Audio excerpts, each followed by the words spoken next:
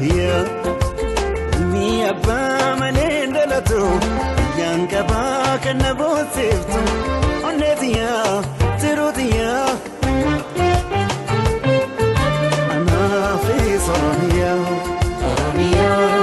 oromia oromia oromia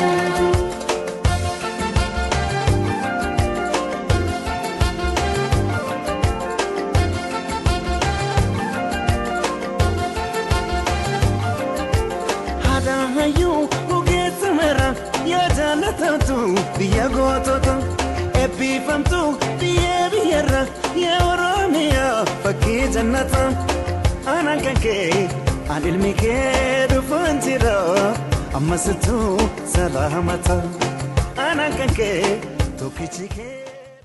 Mnoonni mootummaa Itoophiyaa lammiilee nagaa ajjeesuuf mirga namooma sarbura qabatama qabaa jedha dhaabbati mirga ilmaan namaatiif falma Amnesty International. Riifoormii qabiinsi mirga namooma filannoo waliigal biyyaalessaa boora'u nageenyaaf deebii loltuu mootummaa ejjeecha admaleetiif dhaansi daba cubbuu maayikalaawii qilinxoo qaallitti dabalate qabiinsi mirga namooma gad fageenyaan ka qoratu Human Rights Watch waggoota 28 darbaniif dab mootummaan Itoophiyaa uummata nagaa keessumatti Oromoo irra godhaa ture. Dubbif qorannootiin barreeffam fuul 70 caalaaf kaa'u mootummaa jijjiirama Abiy Ahmad ta'a. Mootummaan bulchi labsii yeroo muddama ta COVID-19 ittisuuf baate jala dhokachuun mirga gaazexeessitoota namoota siyaasaa quuqamtoota mirga namoomaatiif rogeeyyii miidiyaa hawaasaa mata heequu jirka jedha dhaabbati teessoo fi Niiwoork godhachuun biyyolla keenya irra waa'ee dhimmi Itoophiyaa ilaallatu hordofun namooti miidiyaa hawaasummaa irra waan barreessaniif yookaan waan rakkoo uummata isaanii dhageeffachuuf socho'an qofaaf mirgi isaanii sarbamee mandhaa darbatamuun akka maduwanii jedhe yeroo tokko qofa son taane yeroo sadii oliif mootummaa Dr. Abiy Ahmad Haimatu Human Rights Watch akkaataa seera mirga namooma idil addunyaa fayyaa hawaasaaf jecha mirgi yaaduu fi bilisaan ibsachuu hambisuu yoo danda'amellee mirga kan sarbuun garuu hin danda'am jechuun gabaasisa kaji lamaan dur mootummaa bulchirra baas keessatti akeekachiise. Ulee aadaa hin qabne hidhamu namootaatiif jecha suukaneessa Itoophiyaa keessatti ta'uu jiraan waan mufata fakkaatan dhaabbileen mirga namooma hedduun Itoophiyaa fuuldeeffachuun mootummaa dhiiqqeerrootiin barcuma koora kaag filame ganna sadii akka jaba balaaleffachuu jiru. Human Rights Watch, Amnesty International fi Committee for Protection of Journalists warri jedhan kun sadeen gocha qaamoleen nageenya mootummaa naannoo Amaaraa fi Oromiyaa keessa godhuu jiran balaaleffachuun mormuu jiru. Dhaabbilee mirga ilmaan namaatiif falman kan keessa tokko kataa Amnesty International gabaasa hardhi jechuun jimaata baasa Oromiyaa lixaatiif Gujii lixa akkasumas godinaalee baaf jiddu galeessa Gondar irratti xiyyeeffachuun balbaloomse. Waggaa tokko qof keessa raayyaan ittis biyyaa poolisii addaatiif qondaaltota naannichaa waliin ta'uun ilmaan nama gatee jechuun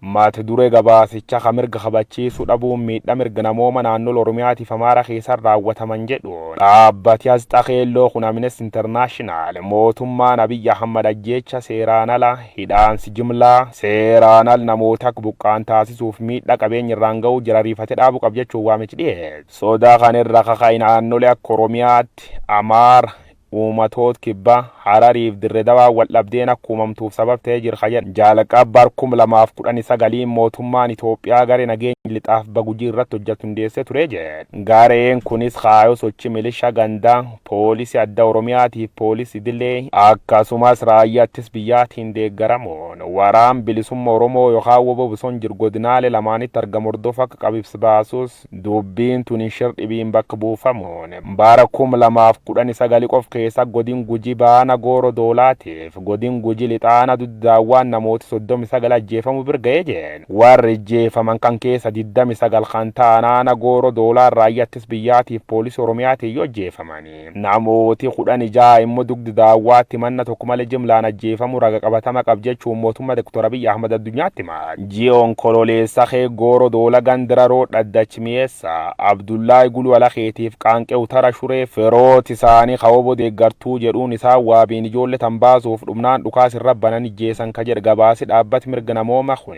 Gujii keessatti ilmaan nama dabaan ijjeefamuun awwaalallee dhowwataman jechuun jiraattota naannoo waabeffachuun gabaasisa keessatti kan maleellee naannoo Amaaraa magaal Gondar gam kaabaatiif bakka hawaasni qimaanti jiraatan miidhaan gandoota akka Arbaabbaa Walqaayiif saayinaan raawwatame duuka jedhe dhaabbati kun haleella hawaasa kanaanis waluma gala yoo xiqqaate namooti 130 ajjeefamu dubbata. Ajjeecha ajjecha namoota nagaa kanaan Oromiyaatiif Amaara keessa bulchiinsa mootummaa Dr. Abiy Ahmad ta'e qaamolee nageenya bal'ise haqeeqa Amnesty International gabaas kanaan waajjira muummichi ministeera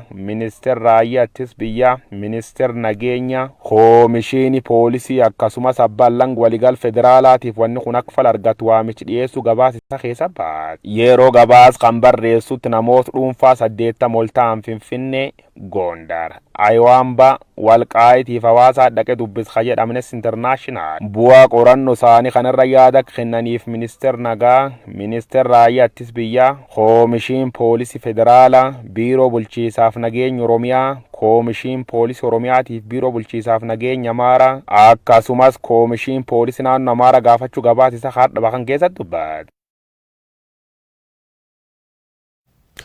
Kan daawwattoota keenya gabaasa adda Amnesty International humnooti mootummaa Itoophiyaa lammiilee nagaa ajjeesuu fi mirgoota namoomaa sarbuu ragaa qabatamaa qaba jechuun kan baase ture sa'aatii oduutii walitti deebina waan daawwattaniif galatooma.